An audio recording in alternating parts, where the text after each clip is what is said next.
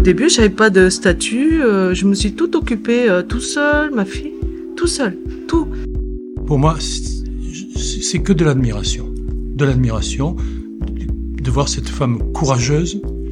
Et pourtant, c'est quelqu'un qui est comme tout le monde, mais qui s'est surpassé devant l'adversité. Le CIAF de l'Aude, un collectif associatif emmené par l'UDAF, a invité les aidants, les aidés et les professionnels à la Fabrique des Arts à Carcassonne. Au programme forum, café des aidants, pièces de théâtre et un peu à l'écart du brouhaha, dans une salle de la médiathèque, mon studio de radio éphémère. En 10 épisodes, en 10 rencontres, chaque situation singulière, chaque émotion, chaque agacement brosse un portrait impressionniste de leur vécu. Je m'appelle Laetitia, je suis une super maman aidante de 3 garçons, dont un qui a un handicap, donc mes enfants qui ont 16, 14 et 6 ans. Wonder Woman. Je suis Philippe Kern, bienvenue dans le 6e épisode de Paroles aidant aidés. Laetitia, tu es assise devant le micro de la radio éphémère des aidants familiaux de l'Aude. Oui, j'ai pas mal de choses à dire. Du bon, du mauvais. Dis-nous du bon. Du bon, que cette année, on a quand même pu avoir plusieurs notifications pour Théomiti. Alors, je recontextualise, parce qu'on se connaît, parce qu'on a fait un magazine ensemble, oui.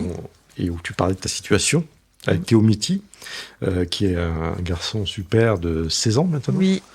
Voilà, qui a été diagnostiqué d'un autisme, c'est comme ça qu'on dit. TSA, assez tardivement. Voilà. Et tu te bats pour qu'il puisse avoir une scolarité la plus normale possible, oui, voilà. avoir les soutiens soit intégrés avec le maximum. Et c'est un combat acharné de tous les jours. D'ailleurs, j'invite à aller voir le magazine des aidants de l'Aude, et d'ailleurs numéro 3, où tu en parles très bien.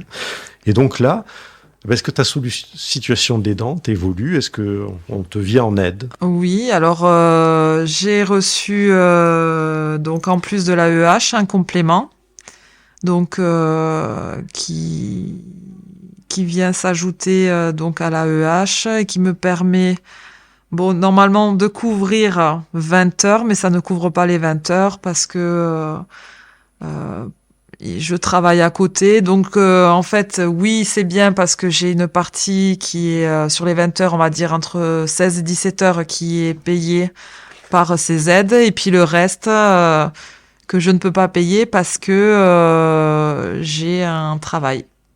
Donc il y a du bon et il y a voilà. Ça veut dire que tu peux les financer les 20 heures avec toi de ta part ? Non, c'est trop juste. Non, c'est trop, ça serait trop juste. Mmh. Alors, comment tu te sens en tant qu'aidante ? Avec ce que tu as entendu aujourd'hui, comment tu te situes avec les témoignages que tu as pu entendre, la pièce de théâtre que l'on a regardée ? C'était touchant, parce qu'on se voit dans le rôle moi, c'est la maman qui se bat pour son fils, qui s'oublie, qui s'oublie beaucoup. J'espère de moins en moins, quand même. C'est des ados, alors ils demandent beaucoup de temps. Mais c'est vrai que je sais que je m'oublie beaucoup et après je vois des situations où j'étais, ça m'a fait sourire, mais moi j'étais désespérée pour remplir des papiers, pour beaucoup de choses, quoi. Avoir des choses et puis en fait à la fin s'en faire refuser, c'était vraiment très touchant de voir, de se dire comment on va me calculer mon aide par rapport à ce que je vais écrire. C'était un peu rigolo, mais sur le coup, moi, j'ai beaucoup pleuré quand même. C'est vrai ? Oui. Il y a des fois, on craque, parce que l'émotion est toujours à fleur de peau. Oui, l'émotion, c'est un combat acharné parce que des fois, on a des refus. Mmh. Et en fait, il faut toujours se battre, se renseigner. Et c'est ça qui est très fatigant. Mmh. Et après, on sait très bien qu'on habite dans l'Aude et et c'est pas évident au niveau du travail. Donc j'ai de la chance, je travaille en semaine, mais c'est vrai que après, pour poser des jours pour la psychologue, pour la pédopsychiatre, pour les intervenantes et pour les organismes, c'est un peu compliqué. Mais on fait ce qu'on peut. Ce qui est exceptionnel, c'est que tu l'as dit pendant la pièce, tu as pleuré tout à l'heure parce que t'as beaucoup touché. Et puis tu nous racontes ça avec des éclats de rire extraordinaires. Bah oui, vaut mieux en sourire parce que. À chaque fois, je pose la question aux aidants que je reçois. Je me dis, mais votre énergie, quel est votre secret? Quel est votre secret? Parce que vous êtes capable de gérer des situations où rien que d'y penser, moi, ça me tétanise. Je me dis, mais je vais m'effondrer, je vais pas y arriver. Et là, je vous vois tous gravir votre montagne et encore avoir la force d'aller contester quand votre droit n'est pas respecté ou quand vous trouvez une situation injuste. C'est quoi cette énergie? On le fait déjà pour les enfants, hein. Les enfants, en fait, mes enfants, c'est mon moteur. Même si c'est difficile, c'est mon moteur, mais c'est aussi moi je dis entre guillemets à mes boulets.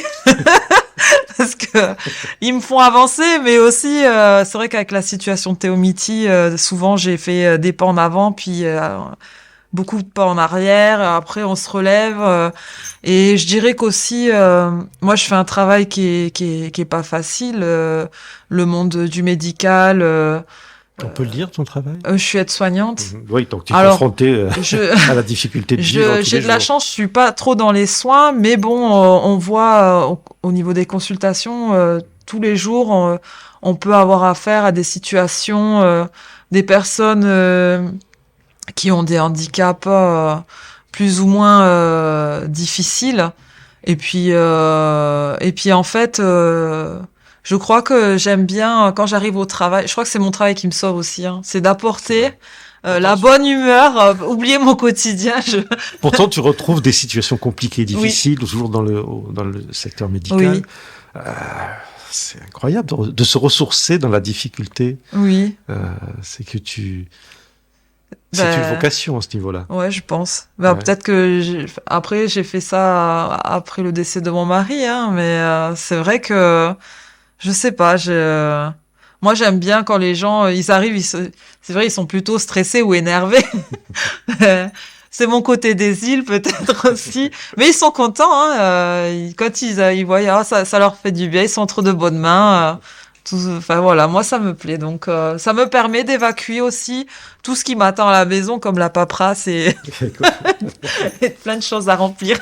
Comment tu as reçu la réponse de la personne de la MDPH bon, c'est vrai que la pièce de théâtre, elle présente à un moment quelque chose de très rigolo, parce qu'ils lisent un vrai texte de la notification de l'APA, et c'est vrai qu'on a l'impression que c'est un texte comique, tellement il est incompréhensible. Oui, non, mais c'est incompréhensible. Hein. Et on sent que la personne de la MDPH, elle veut y mettre de la bonne volonté en disant on fait des efforts, Je pense qu'il y a les efforts de fait, je vais pas dire du mauvais parce que je pense qu'il y a des efforts. J'ai déjà été convoquée.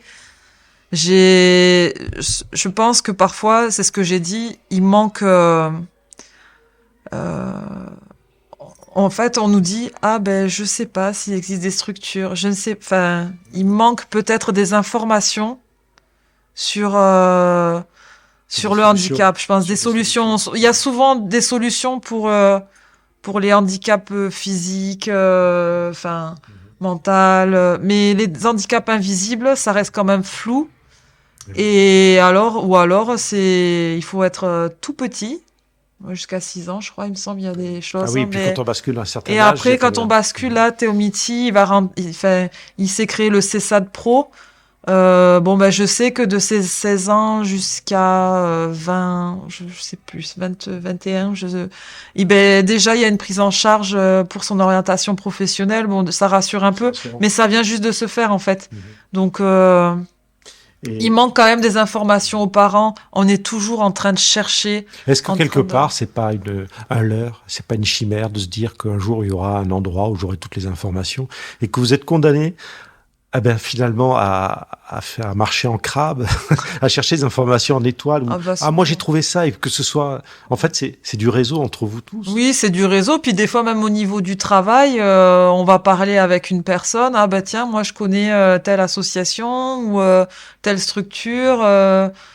D'où l'intérêt de ne pas rester isolé. Non, ouais, il faut pas rester isolé. C'est Moi, je sais que je pourrais avoir plus d'aide encore si je m'arrêtais de travailler totalement, mais si je m'arrêtais de travailler totalement, je suis à la maison, j'ai juste mes parents, mon frère qui est basé sur Toulouse. Après, la famille, c'est la Réunion, dans l'est de la France.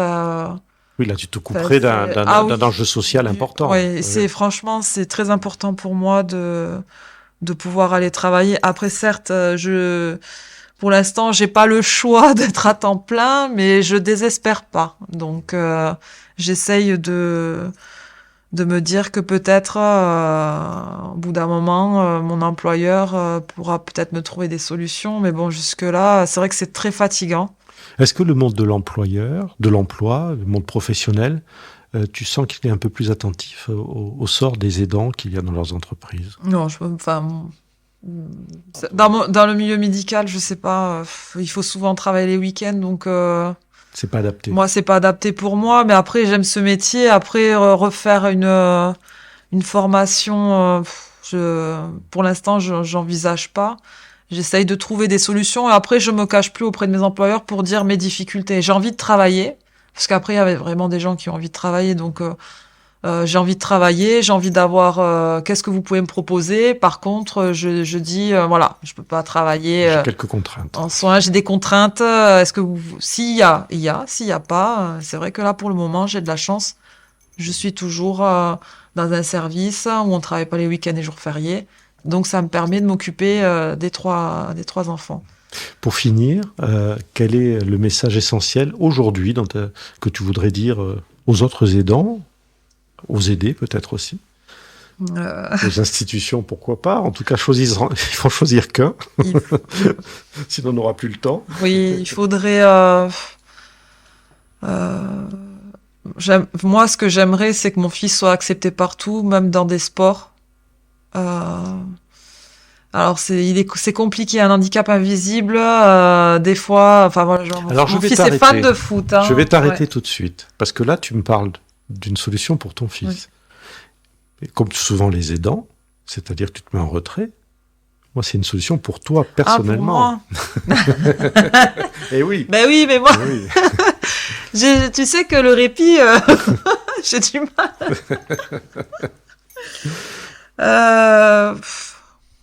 Moi, j'aurais voulu qu'on regarde juste le handicap de mon fils, qu'on regarde pas mes revenus ou quoi que ce soit pour justifier de lui enlever des aides en fait. Ça me fait beaucoup de mal. Parce que c'est pas une histoire de revenus, c'est une histoire de temps, d'énergie. Ouais. Si j'avais moi mon intervenante sociale, elle voudrait être plus présente, mais le financement, c'est vrai qu'il est énorme. Mais après, quand il n'y a pas de structure, on doit bien passer par du libéral, mais c'est dommage qu'on est obligé de regarder des revenus. Des fois, on n'a pas le choix. Donc, surtout qu'il y a des seuils qui sont... Voilà.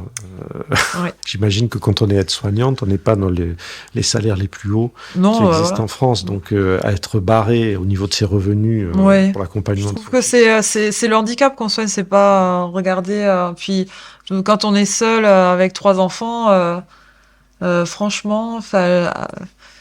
ça part vite, hein. Donc il y a tout qui augmente, donc payer quelqu'un qui vient intervenir chez nous, ça coûte très très cher et c'est bien dommage qu'on regarde trop de côté. Pour moi, c'est mon oxygène d'aller travailler, hein, c'est de voir mes collègues. Le comble serait que tu sois obligé de t'arrêter de travailler pour qu'on puisse t'aider. Ouais. Justement, c'est quelque chose que j'en parle en ce moment avec mes collègues parce que c'est trop dur. C'est trop dur de pouvoir tout gérer et je peux pas tout payer. Donc Un Le nouveau système combat. est un peu, voilà. Encore un combat. Encore un combat, mais bon, je désespère pas. Je sens que tu vas taper dans le ballon de plus en plus fort. Sinon, je vais taper dans le ballon. Parce que tu es championne de futsal. Merci beaucoup, Laetitia. C'est avec plaisir. À bientôt. À bientôt. On retrouve Laetitia dans le MAG 3 des aidants familiaux de l'Aude et d'ailleurs pour ceux qui ont envie de continuer l'expérience. Non, c'est bien C'est déjà, une super maman. Super. Non, ça me va. Une super combattante. Parole aidant aidé, un podcast en 10 épisodes réalisé par Philippe Kern, une coproduction Caprod et SIAF de l'Aude.